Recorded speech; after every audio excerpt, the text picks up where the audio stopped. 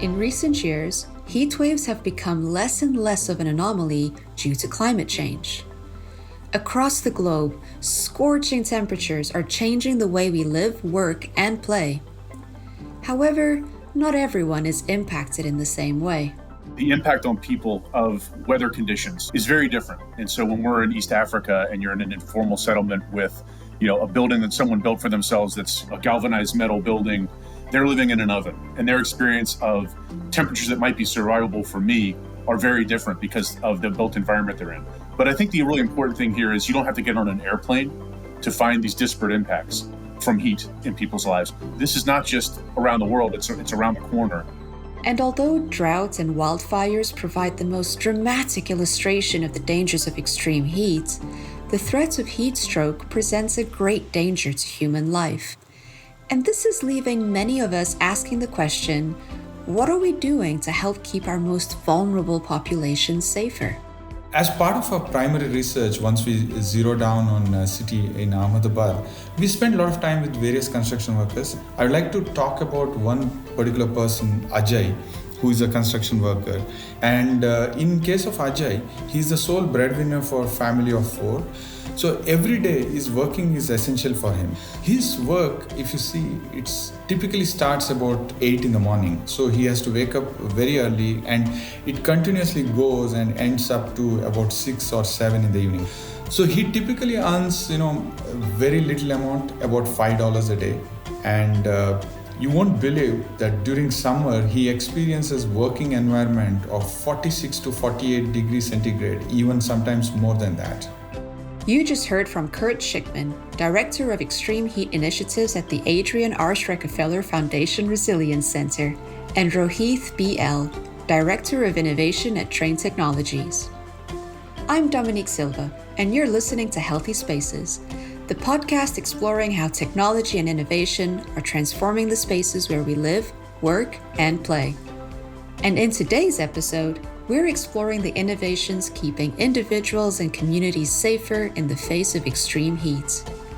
We'll find out about some of the initiatives helping to keep buildings, and even entire cities, cool. And we'll learn about the wearable tech protecting construction workers in India against the dangers of heat waves and heat stroke.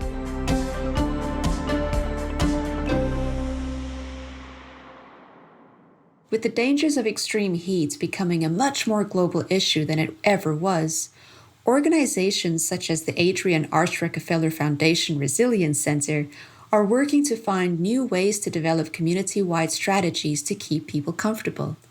And when you're dealing with a global crisis, you need to take a global approach. And this is exactly what Kurt and his team are trying to do. We're a nonprofit based in the United States, where we work on improving resilience, and our goal is to reach 1 billion people with resilience solutions by 2030. And the thematic focus of the center is addressing the increasingly dire challenge of extreme heat in our communities, in our cities, and even in our rural areas as well. My background is really in the passive cooling space. So I've been working on this issue since 2011, where I launched a nonprofit called the Global Cool Cities Alliance, which worked on this idea of bringing really simple, straightforward, common sense design and technology solutions to buildings, to cities, to communities that help us cool off those indoor spaces, cool off those outdoor spaces, so that we can have more thermally comfortable and safe environments. So we worked around the world developing both policy and implementation, so actually getting these technologies out there. And now it's really focused on the broader issues. So it's not just the solutions, but how do we help people understand the danger of heat in their environment and what they can do about it. And then I think the other really important piece is, how do we stop doing just heroic opportunism? How do we think about this in a global scale? So it's really thinking more about how we scale this work at a time when we absolutely need to.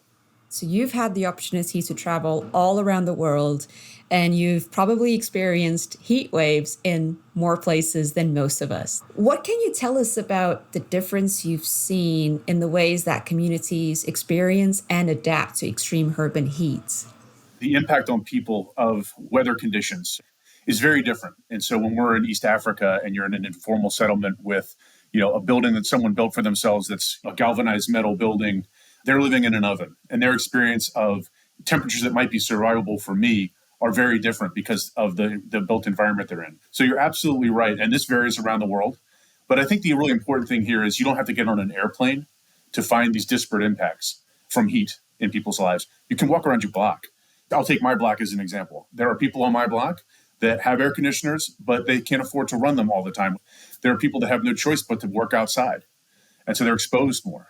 There are people that are take certain types of medications or have existing health conditions that make them predisposed to more risk from heat.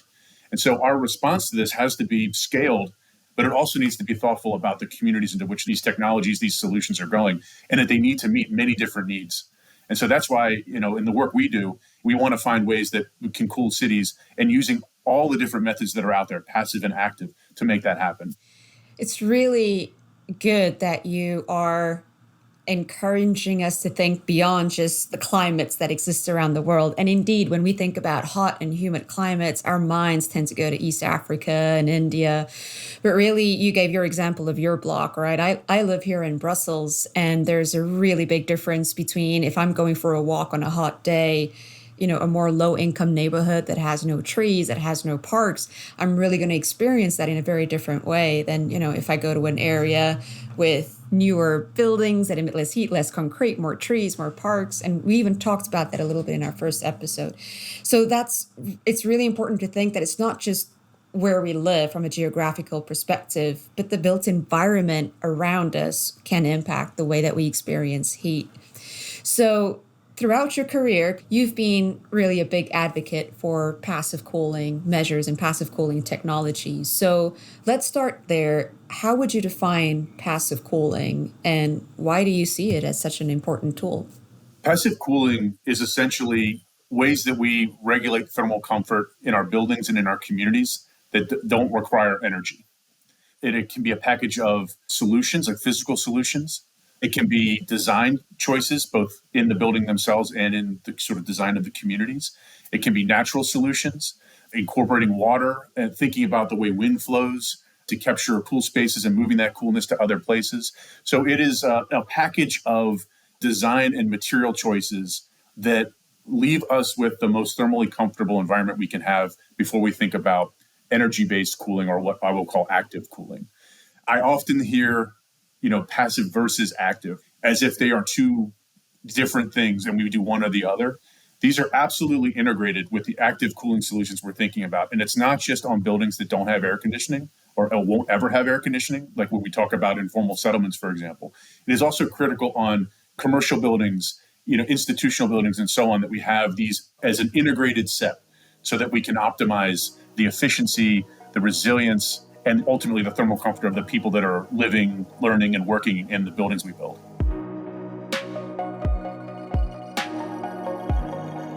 And while Kurt's current work is helping to develop and promote the latest innovations in heat resiliency, his experience in this area extends back over a decade, all the way to when he founded the Global Cool Cities Alliance. And in his 10 plus years working in this area, he's seen some pretty impressive initiatives implemented in cities all around the world. In terms of what the types of solutions are that are out there that we've seen deployed, I would sort of categorize them into sort of two big categories. The first would be rejecting solar energy. And so by that, we mean when the sun's energy hits a building, it is either going to degrade into and turn into heat that warms the building and warms the air, or it can be reflected. So lightening the colors of the buildings or increasing the reflectivity of the buildings is really important. So that can be done very simply or with a lot of high technology, very sophisticated materials. So we see things like, you'll hear terms like cool roofs or white roofs, cool walls, increasingly cool pavements, so roads that are lighter in color or more reflective. So that's one sort of piece of the puzzle. The other side is cooling through evapotranspiration, or sort of the natural process that vegetation absorbs solar energy and releases water vapor that the sun's energy can then absorb to help cool the space. So it's a latent heat reduction. And there we're talking about things like increases in park space, increases in tree cover. And that can also benefit buildings by creating the third piece of this, which is shade. And so, yeah, those are sort of the three kind of key ways that we think of passive cooling. Now, I would also say that's sort of on the solution side. On the design side, it is thinking about how buildings are used and where people are. So, for example, in a hospital, You wouldn't want to put your maternity ward on the top floor of a hospital. You'd want it on the lower floor where there's more protection from the direct solar radiation, for example. It's having bedrooms in the northern hemisphere on the north side of the building rather than on the south side of the building where the sun's energy has been heating up the side of that wall all day, and then you've got a warm bedroom to sleep in. So there's design aspects to this. It's also orientation of our buildings. All those things factor into passive cooling. So I guess I started off saying there are two things. I guess there's more like five things here. So I'd love for you to maybe give us some examples of some cities that you think would be a really good inspiration if we want to look for a model or a best practice. In terms of solution sets, let's talk about sort of individual solutions. You've got a number of cities around the world that have really leaned into this idea of requiring more thermally comfortable materials or materials that will generate thermal comfort more readily than the sort of traditional building materials that we've used. Let's take Los Angeles as an example. The idea of a cool roof is a no-brainer when you're talking about a flat roof that no one sees. You can make it bright white and no one's going to even know. But most of our cities, at least in the US, are steep slope or pitched roofs, and they're residential. So there was a need to think about what are the solutions for all of that roof space where a purely white roof would not really make sense from an aesthetic perspective or otherwise. And so LA has done amazing work on encouraging through code, regulation, and through incentives, the use of cooler shingles that can look as dark as a regular shingles, but actually reflect more of the sun's energy. And those are now required in Los Angeles, the city and in the county. So these little incremental changes over a huge set of roof area is really powerful. And LA's really led the way in that respect. We've seen cities like Phoenix, San Antonio, and cities in Australia and in the Gulf try out things like cool pavements. So essentially the same concept, but on the 35 to 40% of our cities are paved. And so these cities are testing out different solutions for improving the ability of those surfaces to reduce thermal load and increase thermal comfort in different aspects. So there's that. And then I'd say you could look all over the world. So Medellin, in Colombia, all through Europe, in Seoul, South Korea, this idea of how do we get creative and innovative in bringing nature back into our cities. And so it's not just planting trees and walking away. It's how do we really think creatively about adding those green spaces? How we link those green spaces up so that people can move from space to space in a thermally comfortable way, in the shade. And also, how do we make sure the sort of underlying structures support the sustainability of those trees?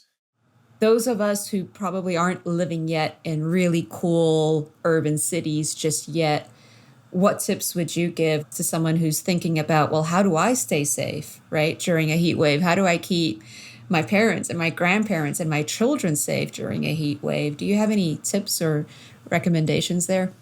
I would first start off by saying I am not a doctor. I'm not a medical practitioner. I'm not even a public health expert. So there are amazing resources from the Red Cross and others that will give you, I think, very specific guidance on what to do.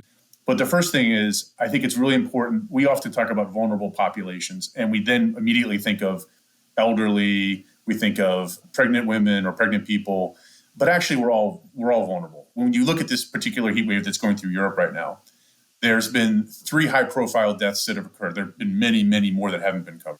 But the 3 are men in their late 30s and early 40s who are outdoor workers. So these are healthy people who are in conditions that their body couldn't sustain. So I think the first thing is to remember that we are all vulnerable and we have to listen to our bodies. And when you start to feel lightheaded, when you start to feel not yourself, that's the moment when you need to get yourself inside. If you can't get inside, cooling your wrists or cooling your ankles, places where your blood is near the surface is really helpful. It's planning ahead. So having enough water with you or being able to access water if you can that's cool and potable. It is finding shade and staying in it. If you're an outdoor worker or you're outdoors a lot, if you can change your schedule, if you have that luxury, that's the time to do it. So there are all these sort of individual preventive behaviors that can be done. But the other thing that's really important here is the social aspect of this. So when you look at communities that are resilient to heat, it's not just the things they're doing for themselves. It's not just the types of buildings they're in. It's the things they do for each other. So it's things like checking on your neighbor, checking on family. And this is where government support can come in. So, phone banking to people that are in your system for other reasons, making sure they're doing okay. In New York, for example, there's a program where home health aides, who are often a single point of contact for, shut-in elderly folks, and a trusted source, they're actually trained to see the threat of heat stress and heat sickness and take preventive action. So these ideas of sort of the social safety net, formal and informal, kicking in during these hot days is really critical. Some excellent advice there from Kurt. And if you want to learn more about some of the work Kurt and his team have been doing around implementing strategies to reduce urban heat, follow the link in the show notes. Earlier, we explored how cities and communities are leveraging new and old technologies to become more heat resilient. But the impact of heat waves are felt at an individual level too, and construction workers are among the most vulnerable to experiencing heat stroke. And here to tell us more about the part Trane Technologies is playing in addressing this challenge is Director of Innovation, Rohith B.L. I'm Rohith. I'm part of corporate innovation team in my organization. So my job is basically to engage with external world, pretty much, scout for new technologies and see how we can commercialize them by integrating them into our product lines. In addition to that, I actively participate in organization initiatives on sustainabilities and impacting positively to the communities.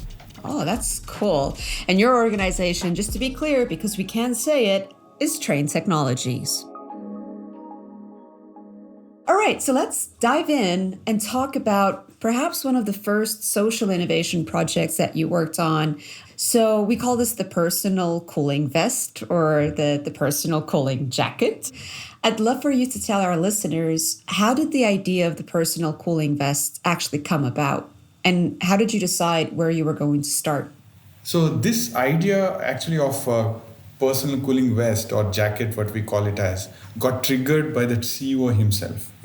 During the conversation, so he actually questioned the team, and later it came to us was that we are one of the world leaders in providing cooling solutions to the people who actually occupy the buildings. What about those vulnerable population who are involved in constructing these buildings, because they go through a lot of hardship, right?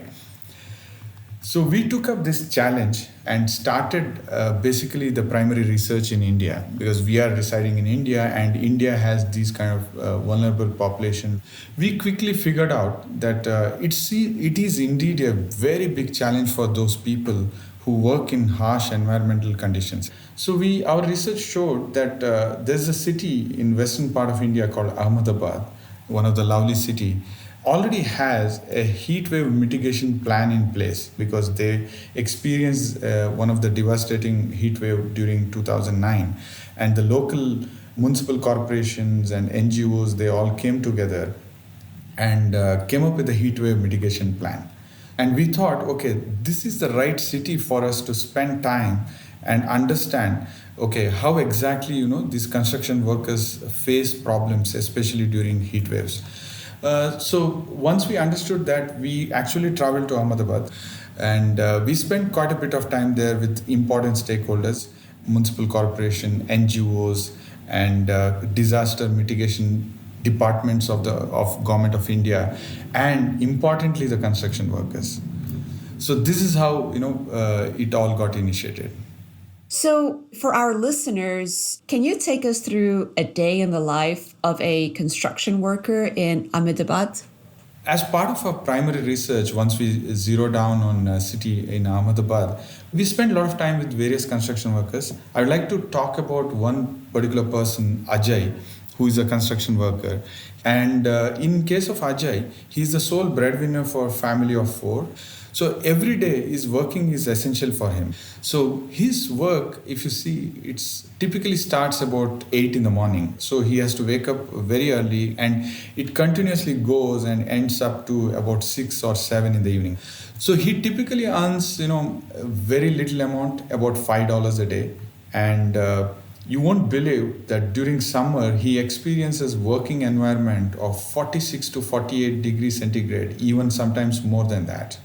And even for me, being from southern part of India, I never experienced that kind of temperatures. It was a very, very challenging experience for me. But it's not just the fact that it's hot outside. I mean, these people are really doing really intense work, right? It's not like they're sitting on a chair watching the birds fly by. It's really heavy labor kind of work in such hot and humid climates. Yeah, very true. You mentioned it rightly, and it's all heavy, intensive physical work. And by the way, once we understood that, we really, felt like we have to do something to help out these people like Ajay. And we figured out that only in India, there are about 170 million plus people are working in harsh environmental conditions like Ajay. And you won't believe, in worldwide, the number goes up above 740 million.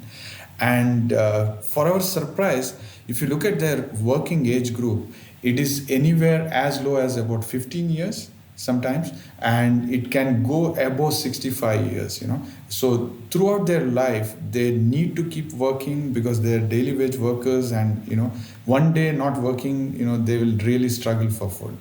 So this population, they belong to base of the pyramid population. There are about 4 billion people come under category of base of the pyramid population out of 7 billion plus. And interestingly, if you really deep dive into this base of the pyramid population, you see actually pyramid within the pyramid. That means, within this 4 billion BOP population, so you see a varying income level. Wow. That's really impressive. So once you understood Ajay's sort of journey, right, his day in the life, his needs, the challenges he has to deal with on a daily basis, how did you go about defining the requirements for your solution? What we did spend quality time in Ahmedabad. We basically wanted to understand what happens to the human body during heat wave and when heat stroke affects you. So if you know that when any human being is affected with heat stroke, it often results in dizziness, cramps, or convulsions and things like that. It starts with that. And if it is not treated immediately, it may result in death. And remember, I mentioned about 2009 devastating heat wave in Ahmedabad. I believe 1,000 plus people actually come to death because of that heat wave in 2009. And remember, more than that, it also affects daily earning capability of people like Ajay. And no earning, no food for them. And when we spent time there with them, we also found out that they have some sort of managing this heat wave because they really don't want to stop working. So what they do, they carry out small amount of sugar. So whenever they feel that kind of dizziness, they understand that okay, heat wave is affecting them, they consume sugar, which gives them instant energy. So Ajay need to have a sustained respite from extreme heat when this temperature soars, and he need to comfortably work even in that kind of peak temperatures.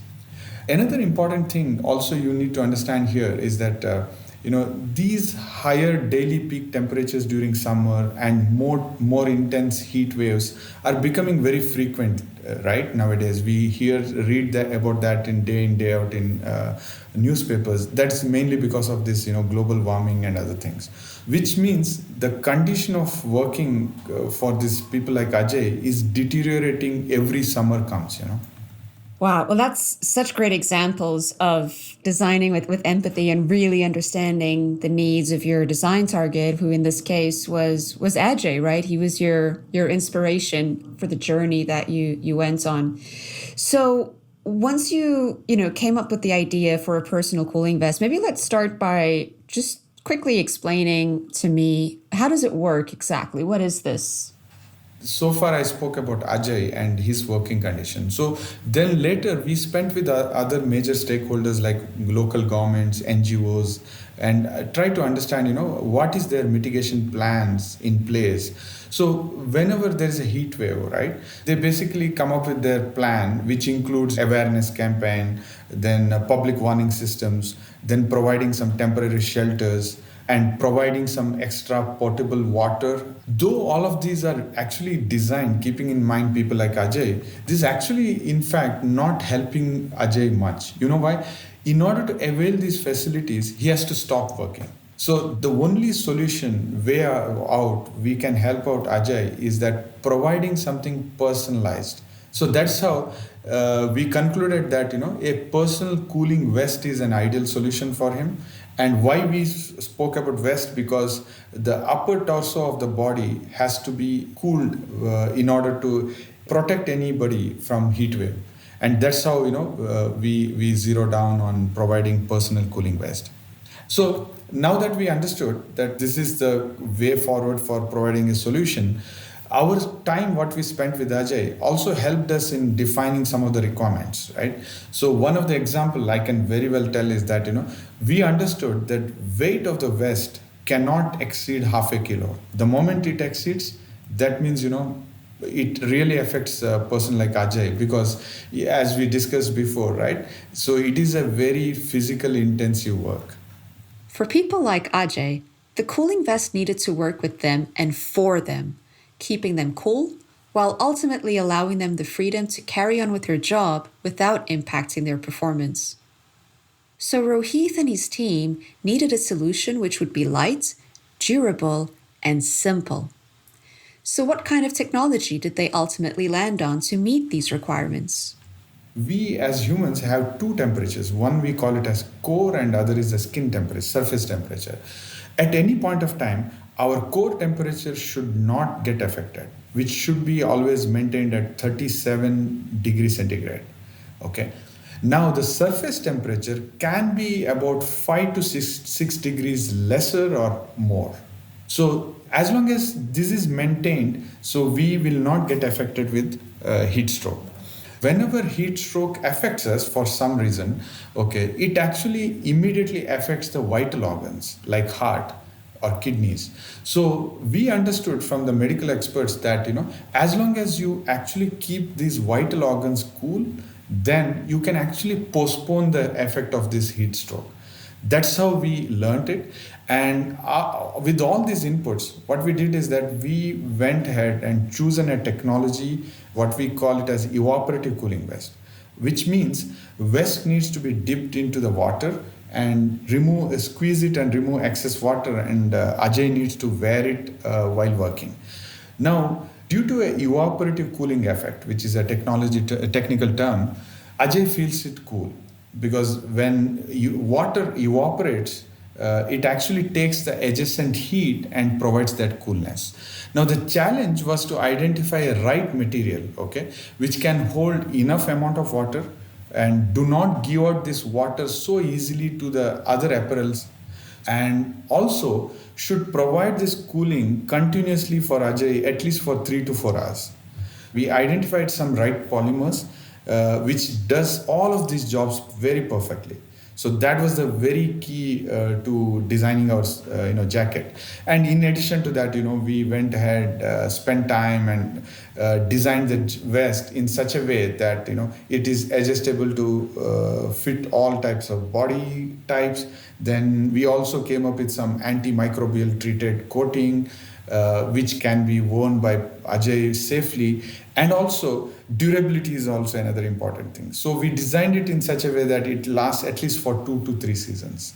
So once you landed on a design, you went on to build and test a prototype. And how did that phase go? Did Ajay approve of your solution in the end? So we were eagerly waiting to build a few prototypes of this vest and test. Now, we had to validate a few of the technical and marketing uncertainties. So we did carry out this lab test with something called thermal mannequin. Thermal mannequins are actually exact replica of humans, I would say. You can actually simulate the metabolism, you can simulate sweat rate, and then measure the core temperature, then skin temperature, all whatnot, So we learned that we can test this way, and we quickly partnered with UC Berkeley in California, who had this kind of mannequin, and carried out series of tests at 48-degree ambient conditions, simulating that. And I'm happy to share some of the results of that. We were able to bring down the skin temperature of this mannequin by 6 to 8 degrees, which means it is within that 37-degree core temperature plus or minus 5-6 degrees, right, of skin temperature. And we were able to provide this cooling at 48-degree ambient for about 3 hours. Okay. And another interesting thing is that we also observed that 40% less heat was absorbed by the skin of the mannequin from ambient, which means, the dehydration rate which people experiences during heat wave, you can actually postpone or prolong that. I myself was wearing this vest because I couldn't tolerate that yellow alert and red alert times of heat wave, and it honestly helped me. And to answer your question whether Ajay liked it, he's definitely liked it as much as our mannequin at UC Berkeley liked it. All right. So last question here about the cooling vest. So have you been able to scale the solution? Yes, of course, Dominic. And that's another challenging which we learned, I would say. We thought that, it's working so well that it can be easily scaled up. But we learned that, we really need to work with a lot of stakeholders. And good news is that after, presenting them the case studies of Ahmedabad, Ajay, and testing and all these things, we were really able to engage with very important stakeholders, including UNDP, United Nations Development Program. They work very closely with the various municipalities across India. And they shown interest, and as we speak today, we actually scaled up and introduced these jackets to many people like Ajay across India, along with UNDP. So, Rohith, we got two last quick questions here. Since this experience that you had with the personal cooling vest, have you had the chance to work on any other similar projects? There are many such initiatives from our organization. I'm happy to say that. One more success story which I would like to mention here, and I was part of it, is what we call it as cooling cart. So in countries like India, the BOP population, couple of them also engages in selling fruits and vegetables on streets, using a cart, which you might have seen. So they enter this profession because, there's no barrier to entry. So that's one of the reasons they get into that. Now, these street vendors, they contribute to the last mile of food supply chain, which is a very important thing in countries like India. And for those who do not know about it, there are about 40% of these fruits and vegetables gets wasted because of some unscientific ways of preserving these perishables and vending them. So we thought that, okay, we need to do something here, right? And we have developed what is called as cooling cart, and I'm happy to say that it's completely passive in nature, which means it keeps the cart cool without using any energy. So it is helping them to reduce wastage of up to 2/3 what they have been experiencing today. And because now wastage has reduced, it has also doubled their income. So we are not only addressing the food waste and hunger here, but also helping uplifting the livelihood of this BOP population.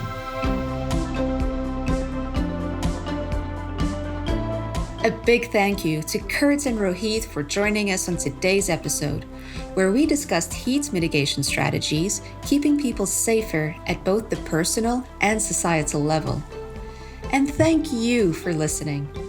If you want to find out more information about our conversation today, make sure you check out the show notes. And remember to rate and review Healthy Spaces in your favorite podcast app. Healthy Spaces is a Lower Street production in collaboration with Trane Technologies. This season was produced by Ryan Sutton, with production support by Daria Lawson, and our sound engineer is Alex Bennett. I'm your host, Dominique Silva. That's it for this season, but don't worry, we'll be back soon for another special episode of Healthy Spaces, leading up to one of the most important climate events of the year, COP28.